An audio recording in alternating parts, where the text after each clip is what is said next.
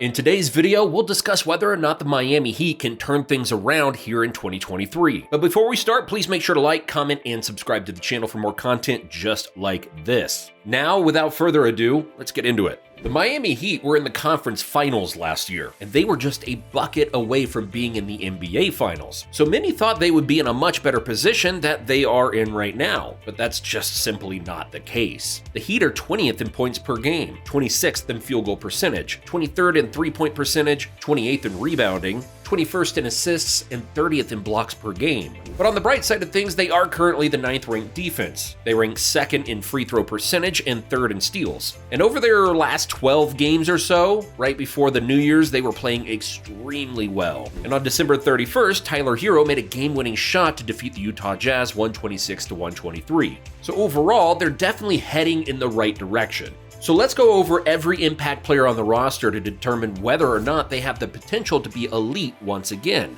starting with Jimmy Butler. Jimmy Buckets is averaging 21 points, 6.7 rebounds, 5.8 assists, and 1.7 steals while shooting 52% from the field, 83% from the line, and 34% from 3 on 2 attempts per game. He's ranked 11th among all forwards in shots within 5 feet from the basket, shooting 61% on 6.5 attempts per game. This is because he is an elite fundamental finisher. He often drives and then jump stops on both feet before either laying the ball up, kicking the ball out to a shooter, or using his highly effective pump fakes to get defenders off their feet. This is where Butler's basketball genius comes into play, because if you're too small, he will just bully you with his 230-pound frame. And if you're a big man, he'll just pump fake you until you get up in the air and then he'll draw a foul and go to the line. And that's why he averages 7.6 free throw attempts per game. Jimmy is just very strategic and patient. And this is what makes him a good scorer. He doesn't have the offensive bag that Jason Tatum, Donovan Mitchell, Kyrie, and Luka have, but he can score just as effectively as those guys while living in the paint mid-range area. And his balance and footwork not only make him a great scorer in the post, but in the mid-range as well. There aren't many players in the NBA who can attack, then land on 2 feet before rising up for a jumper. It's a much different rhythm from players like DeMar DeRozan, Devin Booker, and Kevin Durant who just rise up in a split second. And as a three-point shooter, Butler has never been great in that area, but like we mentioned earlier, he's shooting 34% on a couple attempts per game. And for him, that's not bad, honestly. But when it comes to facilitating and passing the ball, Jimmy is as good as it gets. And this will forever be the most underrated part of his game. He has excellent vision, especially in the half court, and this allows him to be more than able to run the pick and roll. Butler's defense is what continues to be known around the league. In fact, he's averaging 3.6 steals per game over the last 7 games. And the reason for that is his unreal anticipation and timing. We don't think anyone can name even 5 players with better ability at predicting the passing lanes. It's impossible to throw a lazy pass around him. He's always looking to turn defense into offense and get into transition. And when it comes to one-on-one defending, he is extremely physical. And once he gets that 230-pound frame on you, there isn't much you can do. Butler is a very versatile defender as well, and he can defend point guards, shooting guards, and forwards like LeBron, Tatum, and many more. He's just built both mentally and physically to be a great defender.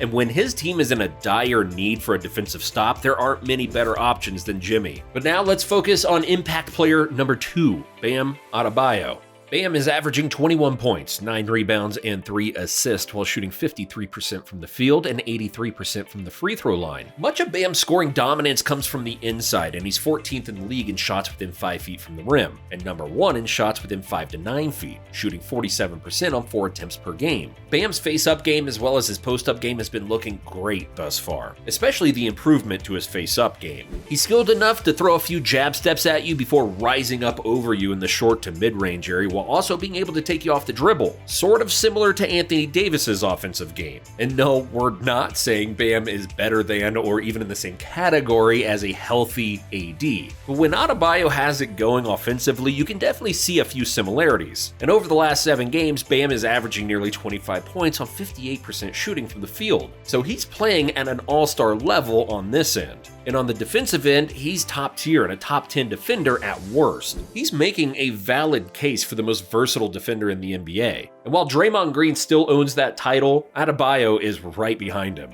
At 6'9", he has amazing mobility, which allows him to keep up with smaller forwards and guards. He has impressive footwork and fundamentals that just add to his defensive talent. He uses his quick feet and length to cut players off, and we can't even count how many times he's completely clamped on a 6'4", 6'5" guard. And that ability is what will absolutely secure him a Defensive Player of the Year award one day. And when it comes to rebounding, he's been elite in that department too, and he's even ranked 5th in screen assists per game. So he's just been an all-around valuable piece for the Heat. But now on to impact player number 3, Tyler Herro.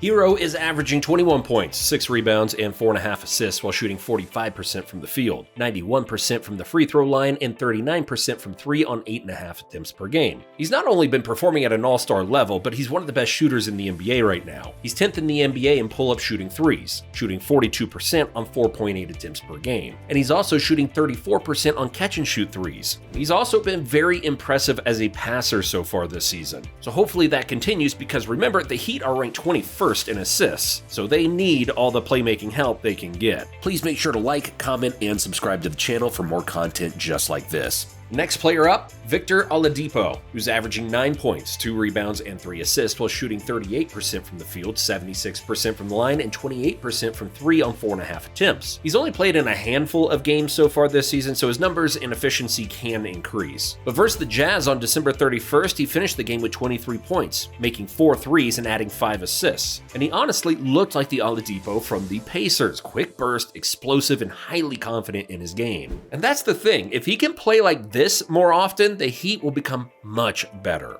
And of course, he doesn't need to drop 23 points every game, but if he can average around 13 to 15 points a night, it'll be extremely beneficial. And he's playing 26 minutes per game, so he has the minutes and the talent to do so. But on defense is where Victor is a superstar, and we are not exaggerating one bit. Not only is he averaging over 2.2 steals over his last 6 games, but he's also just been a defensive menace. He has insanely quick hands and feet that allow him to stay with any guard in the NBA, and he's arguably the best pickpocket in the game right now. And on top of that, he's an irritant. Coach Eric Spoelstra loves using him to full court press players, or deny the inbound pass by hounding the inbounder or receiver. He's their secret weapon on defense. And if they can get their offensive struggles together, the defense will fix itself. In a playoff setting, it's going to be pretty difficult to score against Adebayo, Butler, and Oladipo.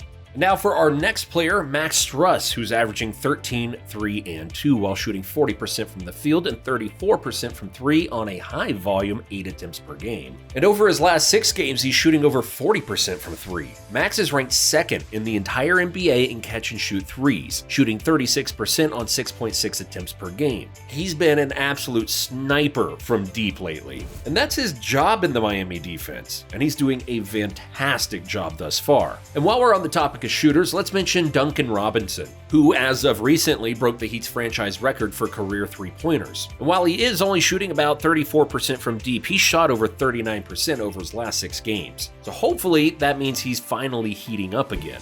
No pun intended, of course. Okay, maybe a little bit. And while his minutes have drastically decreased due to his lack of defense, he's still very valuable and attracts a lot of attention when he's on the floor. For their point guard, Kyle Lowry, he's been solid as usual, averaging 13 points, 4 rebounds, and 5.8 assists while shooting 40% from the field, 85% from the line, and 35% from 3 on 6 attempts per game. Statistically, he's been one of the Heat's most productive players, and that's really no surprise. The 36-year-old veteran just knows how to get the job done and competes hard on both ends. And for 6'5", Caleb Martin, he's been a really good two-way player for Miami, averaging 10 points and 4.8 rebounds while shooting 46% from the field and 39% from 3 on 3.8 attempts per game. He's the ultimate glue guy, and his hard-nosed style of play makes him a perfect fit in a Heat uniform. And Gabe Vincent, he's the same way, a very smart player with a hard-nosed style. And while he isn't shooting the ball great, he's given them a solid 8 points and 2.8 assists while being a good on-ball defender when defending guards. Orlando Robinson, Dwayne Dedmon, and Omer Yurtseven have all been really solid thus far as well, and are playing their roles pretty well. And with their rookie Nikola Jokic, not to be confused with reigning MVP Nikola Jokic, he's been okay, but we'll definitely be keeping our eye on his improvement, because he has the potential to be a solid NBA player. But of course, what do you think? Can the Miami Heat turn things around? Or will they just continue to be a mediocre team in the Eastern Conference? Let us know what you think in the comments down below. Thank you for watching, and we'll see you in the next one.